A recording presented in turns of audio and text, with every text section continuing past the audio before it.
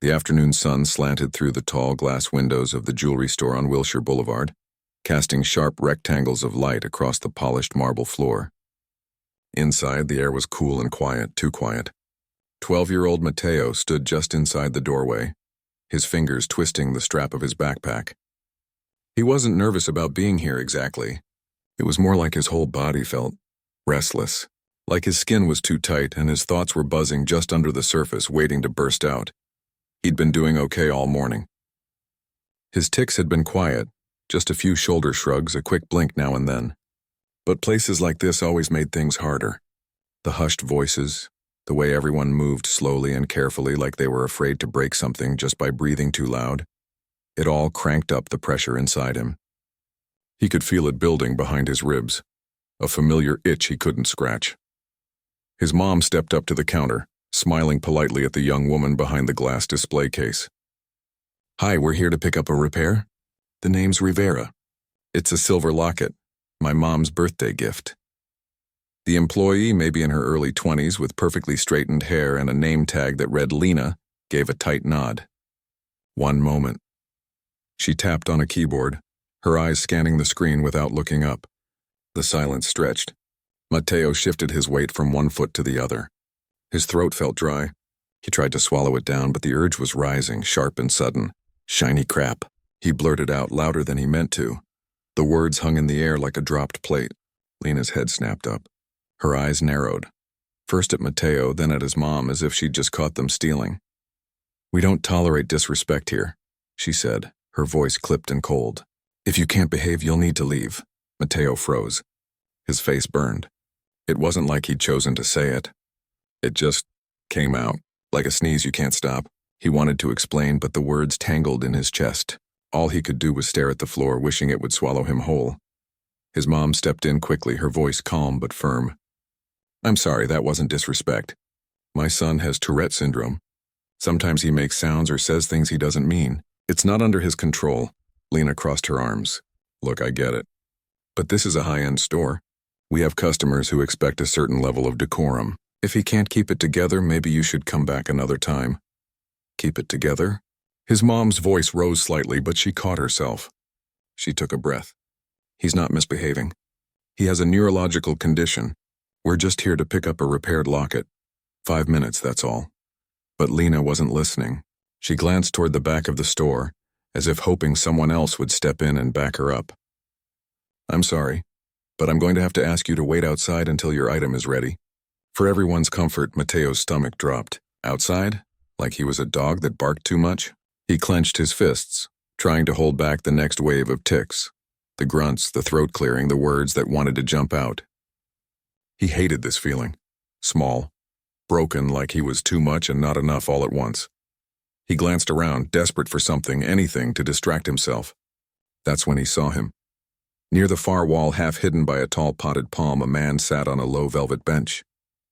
He wore a plain black jacket, dark jeans, and scuffed boots.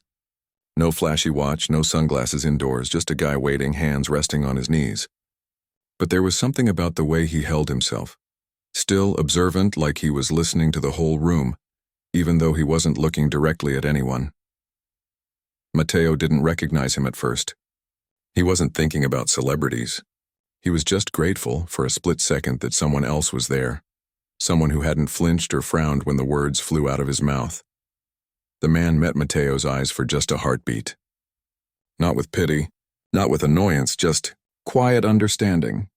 Then he looked away, giving Matteo space, but Matteo felt seen in a way he rarely did in public. Back at the counter, his mom was still trying. "We've been patients here for years," she said, her voice steady but strained. "My mother buys all her anniversary gifts here. We're not causing trouble. We just need our locket." Lena sighed, like this was the most inconvenient thing she'd dealt with all day. "Fine, I'll get it. But please keep him quiet," the words stung. "Keep him quiet." As if Matteo was a radio she could turn down. He bit the inside of his cheek, hard, focusing on the pain to ground himself. He knew his mom was fighting for him, but it didn't make the shame go away. Every time this happened, every time someone mistook his tics for rudeness or bad behavior, it chipped away at him a little more.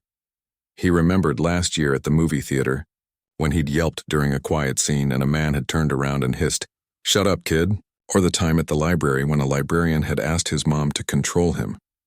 Each moment stacked up like bricks, building a wall between him and the rest of the world. Now, standing in this gleaming store full of diamonds and gold, he felt that wall closing in again. The man on the bench shifted slightly. He didn't stand up or say anything, but Mateo noticed he'd turned his body just a little toward the counter, like he was ready to step in if things got worse. It was a small thing, barely noticeable, but it made Mateo breathe a little easier. Lena disappeared into the back room. The silence returned, heavier now. Mateo's mom reached out and squeezed his shoulder. "You're okay," she whispered. "You didn't do anything wrong." He nodded, but he couldn't look at her. He focused on the pattern in the marble floor, swirls of gray and white that looked like storm clouds. He counted them in his head, a trick his therapist had taught him. 1, 2, 3. A soft cough came from the bench. Mateo glanced over. The man had pulled out a small notebook and was scribbling something, but his eyes kept flicking toward them, watchful. Lena returned, holding a small blue box. She placed it on the counter without a word. His mom reached for her wallet, but Lena held up a hand. "Actually, I need to see ID to release it." His mom sighed but handed over her driver's license. Lena examined it slowly, then typed something else. The whole thing felt like punishment. Finally, the transaction was done. His mom snapped the box shut and turned to Mateo. "Let's go, sweetie." He nodded, relief washing over him. He just wanted to be outside in the noise and chaos of the real world, where no one expected silence. But as they turned to leave, Lena muttered under her breath, just loud enough for them to hear, "Some people shouldn't bring their problems into nice places." Mateo stopped walking. His whole body went rigid. That was it. That tiny, cruel comment was the match that lit the fuse. A sharp "hey" burst out of him, followed by a string of rapid guttural sounds, ticks piling up like waves crashing on shore. He couldn't stop them. His hands flew to his mouth, but it was too late. Lena recoiled like he'd thrown something at her. "See, this is exactly what I mean." His mom stepped in front of him, shielding him with her body. "That's enough," she said, her voice low and fierce. "You have no idea what you're talking about." The man on the bench stood up. He didn't rush. He didn't raise his voice. He just walked over calmly, his boots making soft thuds on the marble. He stopped a few feet from the counter, his presence suddenly filling the room, not with anger but with a quiet kind of authority. "Excuse me," he said, his voice calm and steady. "I think there's been a misunderstanding." Lena blinked, startled. "Can I help you, sir?" He didn't answer right away. Instead, he looked at Mateo, not with curiosity but with a kind of gentle recognition, like he'd seen this before. "Hey," he said softly, just to Mateo. "I've got a friend who ticks too. It's just your brain doing its own thing, right?" Mateo stared at him, stunned. No one ever said it like that. Not "what's wrong with you?" or "can't you control that?" Just your brain doing its own thing. Like it was normal. Like it was okay. He managed a tiny nod. The man turned back to Lena, his expression still calm, but his eyes held something firm. Tourette's isn't disrespect. It's biology. Maybe we can all take a breath? Lena opened her mouth, then closed it. She looked from the man to Mateo to his mom, confusion flickering across her face. For the first time, she seemed unsure. From the back of the store, an older man in a suit hurried over. The manager, judging by the way Lena straightened up instantly. "Is everything all right here?" The man in the black jacket didn't say another word. He just stepped back slightly, giving space, but his presence had already changed everything. Mateo stood there, heart pounding, but for the first time in minutes he didn't feel small. He felt protected. And as the manager began apologizing profusely, Mateo finally let himself breathe. The man in the black jacket didn't say much after that. He just stood there, calm and steady like a tree in a storm. His presence alone seemed to shift the air in the room. The manager, a man with silver hair and a name tag that read Mr. Delgado, had rushed over the moment he saw the tension. Now he was all apologies, his voice smooth and practiced, the kind of tone you use when you're trying to fix something before it becomes a scene. "I'm so sorry," he said, turning to Mateo's mom first, then glancing at Mateo with genuine concern. "Lena is new. She's still learning our customer service standards. This is absolutely not how we treat guests, especially not valued ones like your family." Lena stood stiffly behind the counter, arms still crossed, but her confidence had deflated. She wouldn't look anyone in the eye. The man in the black jacket didn't gloat.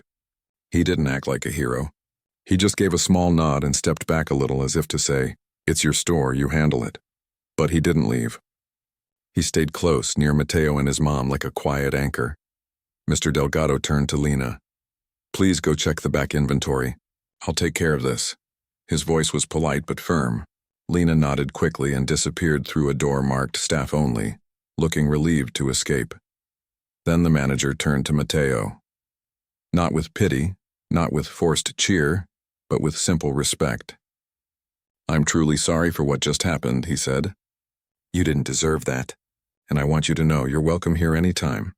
Mateo didn't say anything. He was still catching his breath, the storm of tics slowly calming inside him. But he gave a small shrug, his version of okay. His mom squeezed his shoulder again. "Thank you," she said to Mr. Delgado. "We just came for a simple pickup. We didn't expect all this." No one should have to explain their child's medical condition while picking up a locket. The manager replied gently, "Again, my apologies." Then he turned to the man in the black jacket. "And thank you, sir, for stepping in. We appreciate your understanding." The man just nodded. "No problem." But something in the way Mr. Delgado looked at him like he'd just realized who he was made Mateo curious. The man didn't look like a celebrity. He looked like someone who fixed motorcycles or read poetry in coffee shops. But there was a quiet strength about him, like he'd seen a lot and still chose kindness. Mr. Delgado cleared his throat. "Would you like me to wrap that for you?" he asked Mateo's mom, gesturing to the small blue box. "Yes, please," she said. As the manager carefully placed the locket in a fresh box and tied it with a satin ribbon, the man in the black jacket turned to Mateo. He didn't crouch down like adults sometimes do, like they're talking to a puppy, but he did lower his voice so it was just between them. "You okay?" he asked. Mateo nodded. Then, because the pressure had eased a little, he managed to say, "Yeah, thanks." "No thanks needed," the man said. "People just don't always get it. But that's on them, not you." Mateo looked at him. "Do you really know someone with Tourette's?" "Yeah," the man said, a small smile touching his eyes. "A few, actually. One's a kid about your age, loves skateboarding, talks a mile a minute when he's not ticking. Super smart." Mateo's eyes lit up a little. "I like skateboarding too, yeah?" The man's smile grew. "Then you've got good taste." They stood there for a moment in comfortable silence. Outside, a bus rumbled past. Inside, the soft hum of the store's air conditioning filled the space. It felt normal again. Safe. Mr. Delgado handed the wrapped locket to Mateo's mom. "On the house," he said quietly. "Consider it our apology." She started to protest, but he held up a hand. "Please, it's the least we can do." She nodded, touched. "Thank you." Just then the man's phone buzzed in his pocket. He pulled it out, glanced at the screen, and sighed softly. "That's my cue," he said. "Appointment time." Mateo's heart sank a little. He didn't want him to leave. Not yet. But the man didn't walk away right away. He looked at Mateo again. "You heading home?" "Yeah," Mateo said. "Good, go play. Go ride your board. Forget this place for a while." He started to turn, but then stopped. "Hey, what's your name?" "Mateo." "Mateo," the man repeated, like he was filing it away somewhere safe. "Strong name." Then he gave a small wave and walked toward the back of the store, where a private consultation room was marked with a discreet gold plaque. Mr. Delgado followed him quickly, murmuring something about your piece being ready. Mateo and his mom stood near the door, unsure whether to leave or wait. They didn't want to intrude, but they also didn't want to rush out like they'd done something wrong. A few minutes passed. The store was quiet again. No other customers had come in. Mateo watched the door to the back room, wondering what kind of jewelry the man was picking up. Something simple, probably. He didn't seem like the diamond watch type. Then the door opened. The man came out holding a small velvet pouch. He nodded at Mr. Delgado, who looked like he'd just won the lottery. As the man walked back toward the front, he saw Mateo and his mom still there. "Oh, hey," he said, surprised but not annoyed. "Still here? Just taking our time," Mateo's mom said with a small smile. He nodded. Then, without fanfare, he reached into his jacket pocket and pulled out a folded piece of paper. He handed it to Mateo's mom. "What's this?" she asked. "My number," he said simply. Not for me, well it is, but for you. If you ever need someone to talk to about Tourette stuff or school or just life, I know a few good people. Doctors, teachers, support groups. Happy to connect you. Mateo's mom stared at the paper like it was gold. You don't have to do that. I know, he said. But I want to. She looked like she might cry. Thank you. He nodded again, then turned to Mateo. And you, keep skating. Keep being you. The world needs more kids like you. Mateo didn't know what to say, so he just said, okay. The man smiled. Good. He started to walk out but paused at the door. Sunlight poured in around him, haloing his silhouette. He turned back once more. Oh, and don't let places like this make you feel small, he said, his voice low but clear. You're not the problem. Never were. Then he pushed the door open and stepped out into the LA afternoon, disappearing into the flow of pedestrians like he was just another person on the street. But Mateo knew better. As they walked to the bus stop, Mateo clutched the wrapped locket in one hand and kept glancing back at the jewelry store. His mom walked beside him, quiet for a while. Finally, she said, You know who that was, right? Mateo shrugged. Some nice guy? She laughed softly. Yeah, but also, Keanu Reeves. Mateo stopped walking. The actor? The same, he blinked. He didn't act like a movie star. That's because he's not really one, his mom said. Not in the way people think. He's just a good person. Mateo thought about that, about the way Keanu had looked at him. Not like he was broken, not like he was a spectacle, but like he was just a kid having a rough moment. Like it happened to everyone. On the bus ride home, Mateo didn't tick once. Not because he was holding it in, but because the tightness in his chest had loosened. For the first time in a long time, he didn't feel like he had to explain himself to the world. When they got home, his grandmother was waiting on the porch, watering her geraniums. She smiled when she saw them. Did you get it? Mateo handed her the box. She opened it carefully, her eyes lighting up at the sight of the repaired locket. Oh, it's perfect. Thank you, mijo.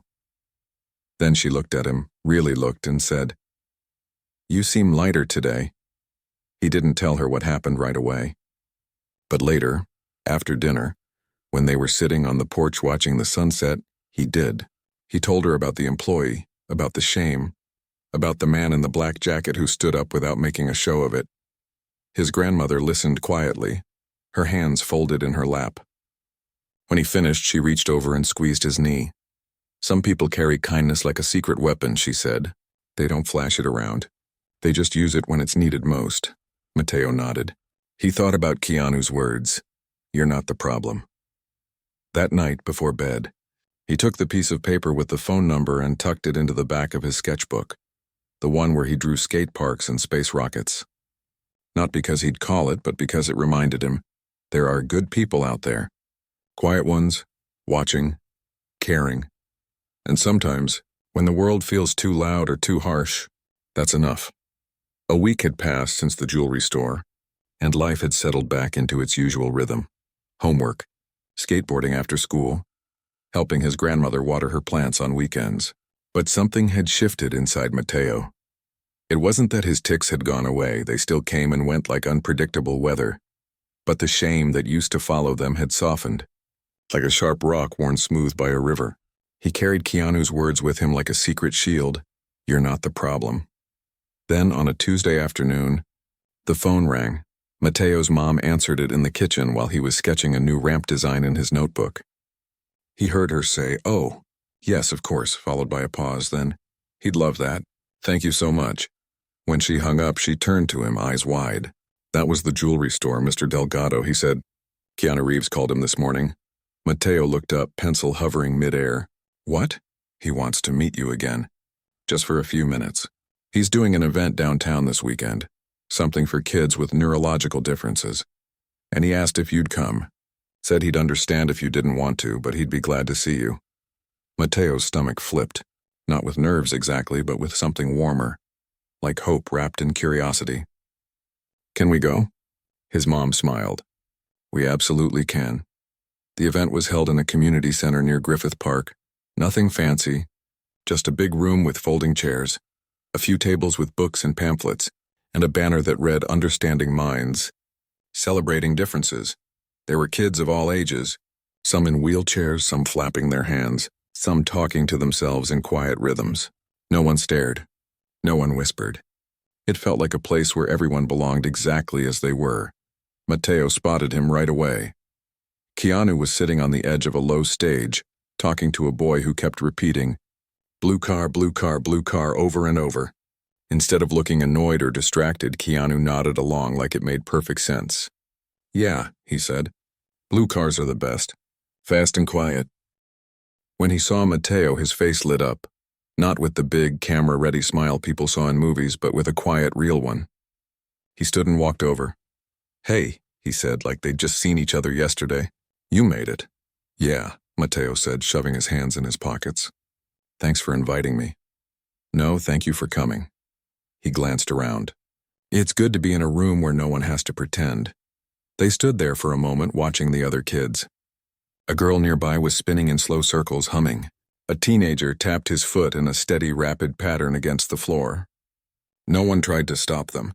No one called it disrespect. "You come here a lot?" Matteo asked. "Not as much as I'd like," Keanu said. "But I try, my sister." She had challenges too. Not Tourette's, but things people didn't understand. So I guess I've always paid attention. He didn't say more, and Matteo didn't ask. Some stories don't need details to be felt.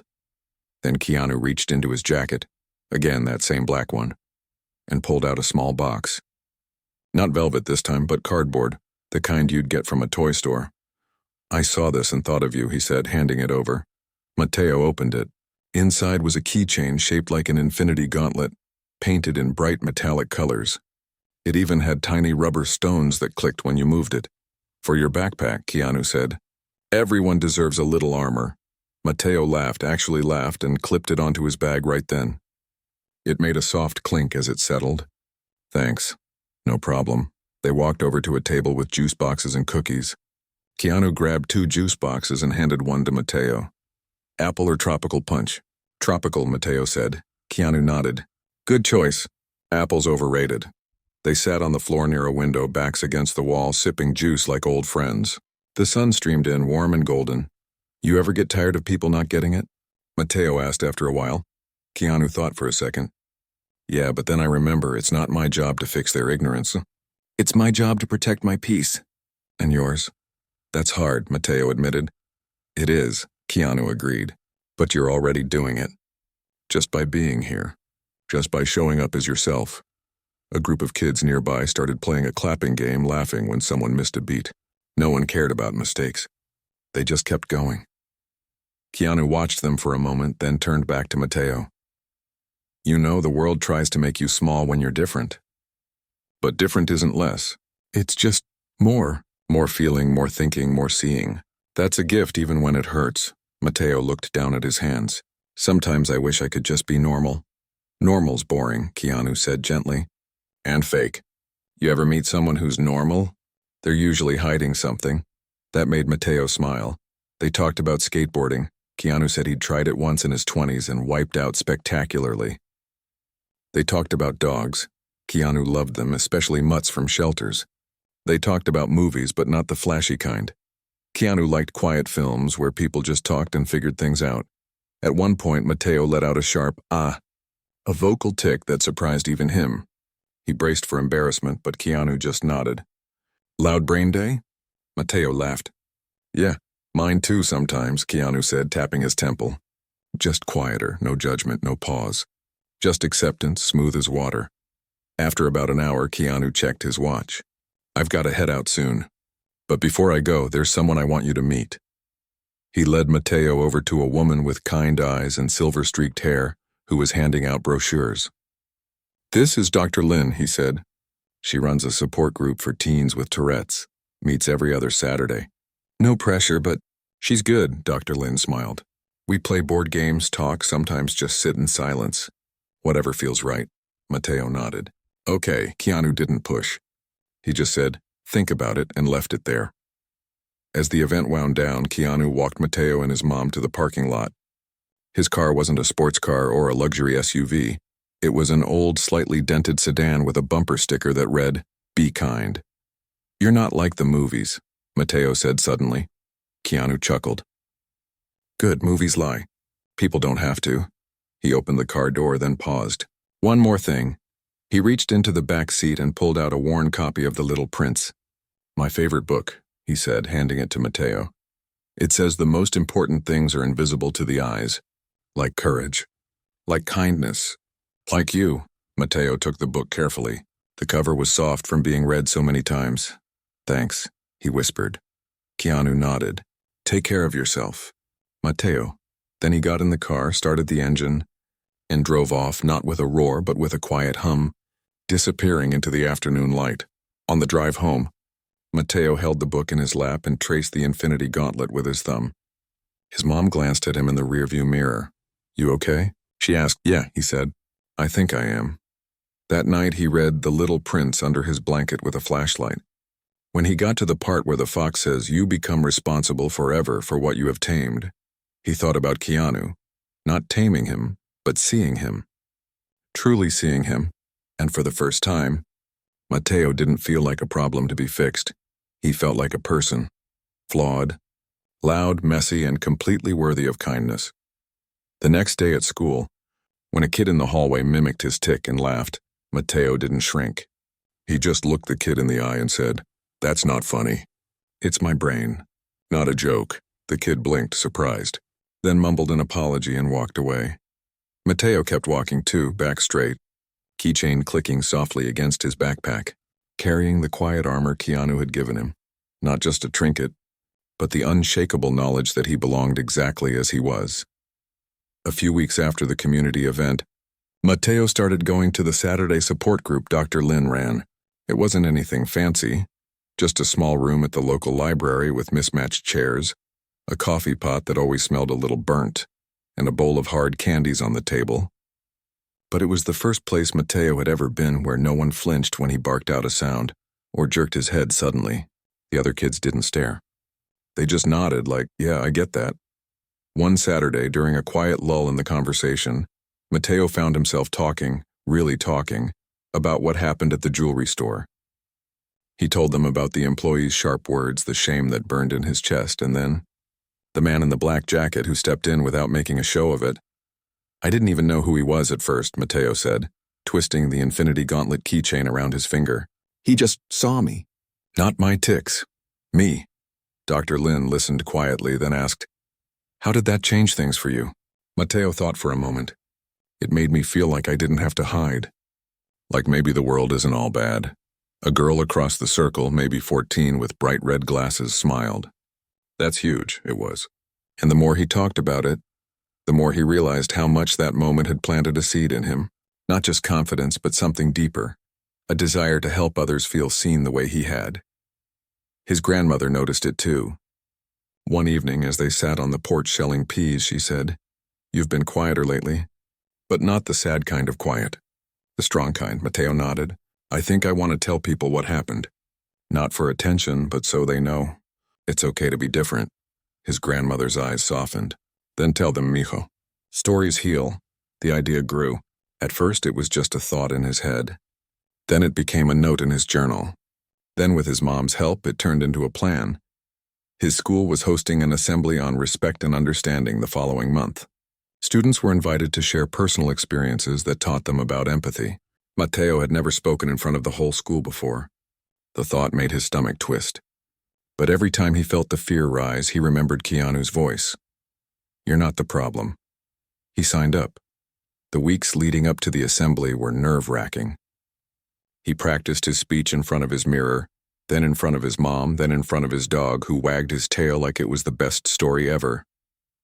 He kept it simple, no big words, no drama, just the truth. The morning of the assembly, his backpack felt heavier than usual, not from books, but from the weight of what he was about to do. He clipped the infinity gauntlet to the front strap, just so he could see it when he got nervous. The auditorium was packed. Rows of students sat in folding chairs, teachers lined the walls, and the principal stood at the podium introducing the theme of the day. When it was Matteo's turn, his legs felt like jelly. But he walked up anyway. He didn't use a microphone at first, he just stood there, hands in his pockets, looking out at the sea of faces. Then he took a breath. A few months ago, he began, his voice a little shaky but clear, I went to a jewelry store with my mom. I have Tourette syndrome, which means sometimes I make noises or movements I can't control. That day I said something out loud, something I didn't mean, and a store employee told us to leave. She said I was being disrespectful. He paused. A few kids shifted in their seats. Some looked down. Others leaned forward. I felt really small, he continued, like I was broken, but then someone stepped in. He didn't yell. He didn't make a scene. He just said, "Tourette's isn't disrespect. It's biology." And he treated me like a person. He didn't say Keanu's name. Not because he was hiding it, but because the point wasn't the celebrity. It was the kindness. He gave me this, Mateo said, holding up his backpack so everyone could see the keychain. He called it armor, and he was right. Because after that day, I stopped trying to disappear. I started believing I belonged.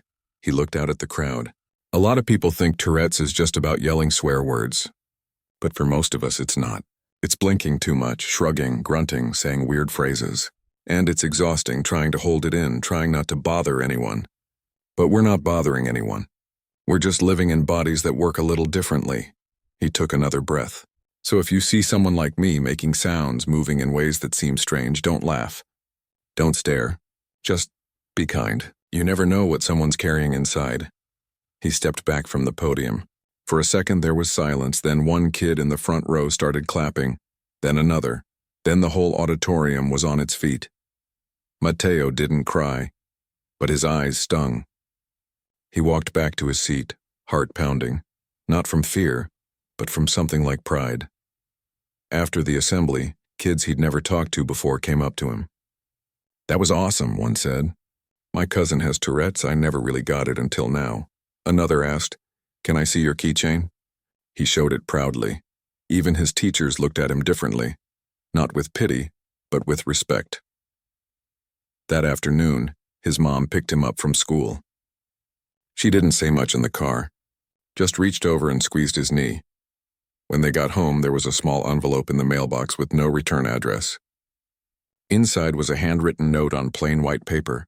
"Mateo, heard you spoke today. Proud of you. Keep using your voice. K, no signature, no fanfare, just those few words." Mateo taped the note to his bedroom wall right above his desk. A few days later, the school principal called a meeting with the staff. She'd been so moved by Mateo's talk that she wanted to do more. She reached out to local organizations and arranged for a neurodiversity workshop for all teachers and students. The jewelry store, after hearing about Mateo's story through a mutual friend of Mr. Delgado's, donated funds to support it. Lena, the employee, never apologized directly, but Mr. Delgado told Mateo's mom that she'd completed sensitivity training and had asked to work with the store's new community outreach program. It wasn't perfect, but it was a start. Meanwhile, someone had taken a photo that day at the community center, Keanu sitting on the floor with Mateo, both laughing over a juice box. It wasn't staged. It wasn't posed. Just a real moment caught by chance. Someone posted it online with the caption, "Keanu being Keanu." The post didn't go mega viral, no millions of likes, but it spread quietly among parents, teachers, and advocates. People shared it with messages like, "This is the celebrity we need," or "Kindness doesn't need a spotlight." Keanu never commented, never acknowledged it. He just kept living the way he always had, quietly, kindly, without needing credit. But for Mateo, the ripple effects kept growing. He started a small club at school called Different, not less. They met once a week to talk about mental health, learning differences, and how to be an ally.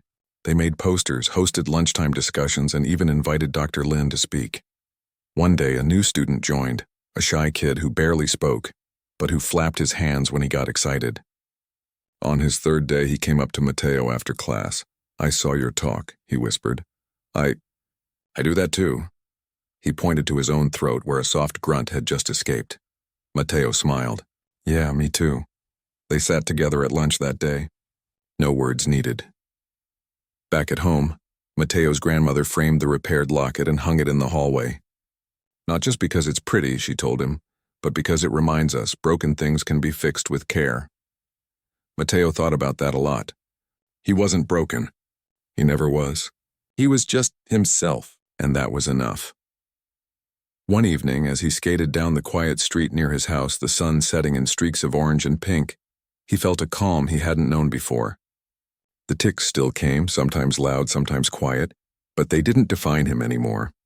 They were just part of his rhythm, like the click of his wheels on pavement or the rustle of palm trees in the wind. He stopped at the top of the hill, looked out over the city and smiled. He had armor now, not made of metal, but of kindness, truth, and the quiet courage to be seen. And that was stronger than anything. Time has a way of smoothing out the sharp edges of hard moments, turning them into something softer, something you can hold without getting cut. For Matteo, the jewelry store incident didn't disappear from his memory, but it stopped being a wound. It became a story. And stories, when shared with care, can change more than just one life. A year after that afternoon in the store, Matteo stood in front of a different crowd. Not his school this time, but a room full of teachers, counselors, and store managers from across the city. He'd been invited to speak at a regional workshop on inclusion, organized by the same nonprofit that ran Dr. Lin's support group. The jewelry store's manager, Mr. Delgado, was there too, sitting near the front with a notepad in hand. Matteo wasn't nervous anymore. Not like before. He still had tics, sometimes a quick head jerk, sometimes a soft, under his breath, but he didn't fight them. He let them come and go like passing clouds. And the audience didn't flinch. They just listened. He told his story again, but this time with more detail. The way the lights felt too bright. The way shame could sit in your chest like a stone, and how one quiet act of kindness had cracked that stone open. He didn't mention Keanu by name, not because he wanted to hide it, but because the point wasn't about fame. It was about what any person can do when they choose to see someone fully. After he finished, a woman in the back raised her hand. "What's the one thing you wish every employee knew before they meet someone like you?" Matteo thought for a second. That I'm not asking for special treatment, just respect and a little patience. You don't have to understand my brain to treat me like a human. The room was quiet for a moment. Then slow claps started, growing into steady applause. Mr. Delgado stood up and bowed his head slightly in Matteo's direction. No words needed. Later that day, as Matteo walked out of the community center with his mom, he spotted a familiar black sedan parked near the curb. His heart jumped. Leaning against it, hands in his pockets, was Keanu. He wasn't dressed for a red carpet, just jeans, boots, and that same worn jacket. He looked like he'd been waiting a while, but he didn't seem impatient. "Just present, hey," Keanu said when he saw them. "Heard you spoke today," Matteo grinned. "Yeah, you heard about it?" Keanu shrugged. People talk. Good things for once. They walked together toward the car, the late afternoon sun casting long shadows on the sidewalk. Keanu didn't ask how it went or offer praise. He just said, "You doing okay?" "Yeah," Matteo said. "Better than okay." They stopped near the car. A breeze rustled the leaves of a nearby tree. Somewhere down the street, a dog barked. Keanu reached into his pocket and pulled out a small envelope. "Got something for you." Matteo opened it.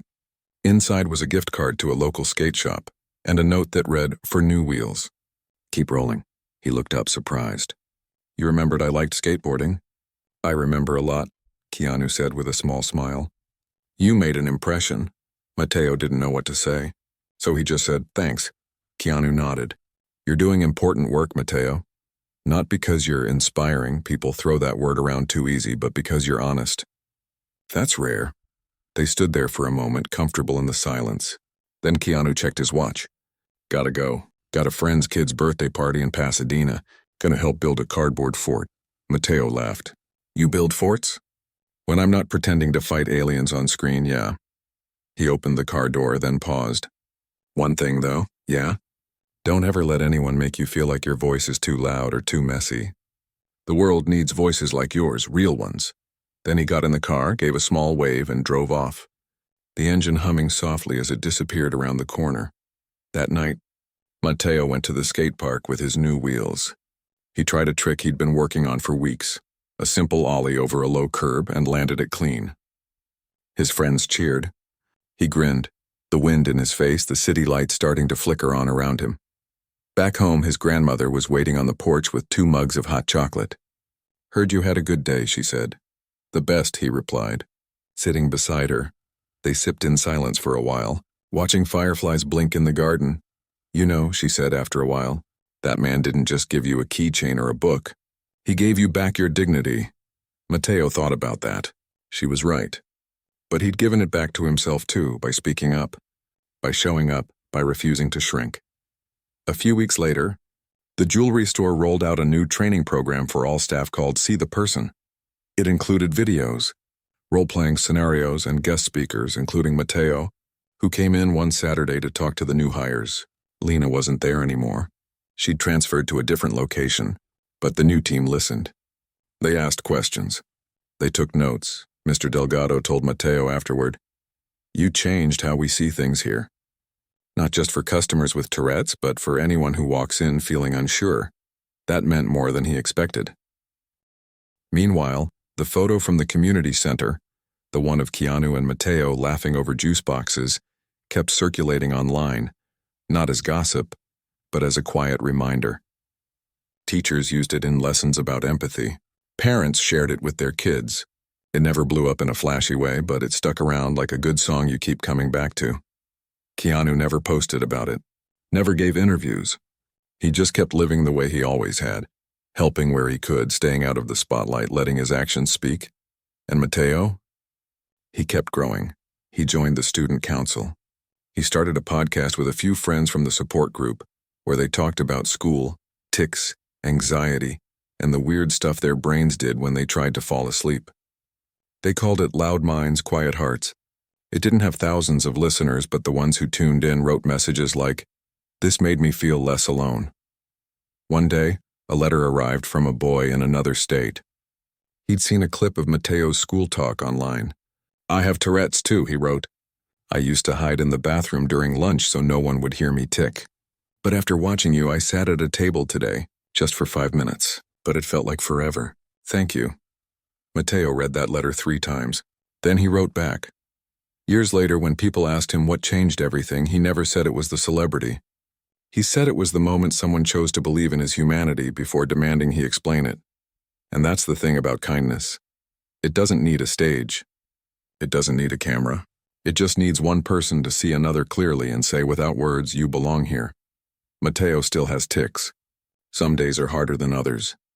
But he walks through the world now with his head a little higher, his backpack jingling with that old infinity gauntlet keychain, and his heart full of a quiet truth. He was never the problem. He was always the person worth protecting, and sometimes, all it takes is one stranger in a black jacket to remind you of that. On quiet nights, when the city sleeps and the stars are bright, Matteo still thinks about that afternoon in the jewelry store, not with anger but with gratitude. Because out of that moment of hurt came something beautiful, a chain reaction of understanding. One small act at a time, and that more than anything is the real story. Life doesn't always wrap up in a neat bow, but sometimes it settles into a rhythm that feels like peace. For Matteo, that rhythm wasn't quiet. His brain still buzzed, his tics still came and went like unpredictable weather. But it was his. And that made all the difference.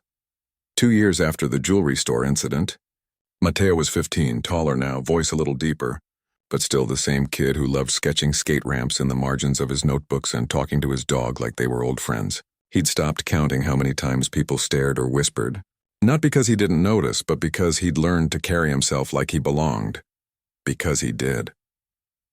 One Saturday morning, he got a call from Dr. Lin.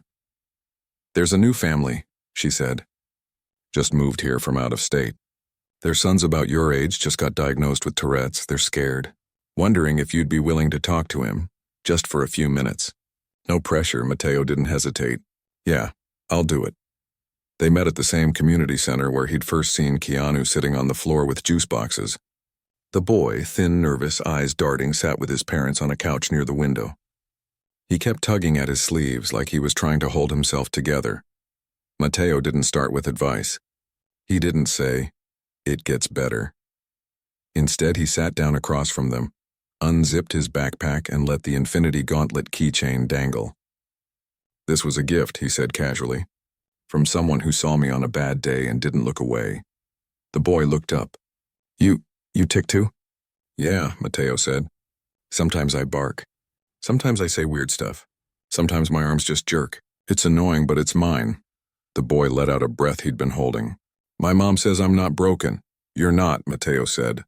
"But it's okay to feel like you are sometimes." I did. They talked for almost an hour.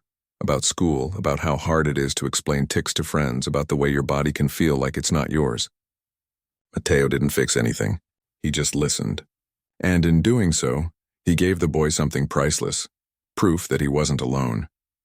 After they left, Dr. Lin smiled at Mateo. "You've come a long way." He shrugged, just paying it forward. Later that week, Mateo's school announced a new peer mentorship program for students with neurodiverse conditions. Mateo was one of the first volunteers. He didn't wear a badge or get special recognition. He just showed up during lunch sometimes, sat with kids who felt too loud or too different, and reminded them by just being himself that it was okay. One afternoon, as he walked home from school, he passed the jewelry store. It looked the same: polished windows, soft lighting, elegant displays. But now when he looked inside, he didn't feel shame. He felt something closer to quiet pride. He paused for a moment, remembering the cool marble floor, the sting of those words, and then the calm voice that cut through the noise. He touched the keychain on his backpack just to feel it. He didn't go in. He didn't need to, but he smiled as he kept walking. A few days later, a package arrived at his house. No return address, just his name and street in neat handwriting. Inside was a hardcover copy of The Little Prince, a newer edition with a ribbon bookmark and gold-edged pages. Tucked inside was a note: "Saw this and thought you might like an upgrade. Keep reading. Keep speaking. The world's listening." Mateo ran his fingers over the cover. He didn't post it online, didn't show it off. He just placed it on his shelf next to the worn copy, like a bridge between who he was and who he was becoming. That summer, he got accepted into a youth leadership camp focused on disability advocacy. It was held in the mountains far from the city noise. For 2 weeks, he hiked, debated policy ideas with other teens, and even gave a short talk about public perception of invisible disabilities. One night, around a campfire, someone asked him, "What's the most important thing you've learned?" He thought for a moment, watching the flames dance. That kindness doesn't have to be loud to be powerful. Sometimes it's just someone standing beside you when the world tries to push you away. The group fell quiet. Then someone said, "That's beautiful." Mateo just nodded. He didn't feel like he'd said anything special. It was just the truth. Back home, his grandmother started having memory lapses. Small things at first, forgetting where she put her glasses, calling him by his father's name. The doctor said it was early-stage dementia. It hurt to watch her slip away piece by piece. One evening, as they sat on the porch, she held his hand and said, "You remind me of your abuelo. He used to say, 'The strongest people are the ones who turn pain into kindness.'" Mateo squeezed her hand. "I learned that from you." She smiled, her eyes cloudy but warm. "No, mijo. You always had it. You just needed someone to help you see it." He stayed with her that night, long after the sun went down, telling her stories, not about fame or grand gestures, but about the small moments. The boy at school who finally sat at lunch, the letter from the kid in Ohio, the way his dog always licked his hand when he ticked loudly. She fell asleep listening. As the months passed, Mateo kept living, doing homework, skating, helping his mom with his grandmother, showing up for others the way someone had once shown up for him. He never became famous, never went viral, but his impact rippled outward in quiet, steady ways. Then, one rainy afternoon, he got an email from a local filmmaker. She'd heard about his story through a teacher and wanted to make a short documentary, not about Keanu, but about kids like Mateo navigating a world that often misunderstands them. "I want to show the real stuff," she wrote. "The hard days and the small victories." Mateo thought about it for a week. He didn't want it to feel like a sob story or a hero tale. He wanted it to be honest. He said yes, but only if other kids from the support group were included too. "It's not just my story," he told the filmmaker. "It's ours." Filming took place over several weekends.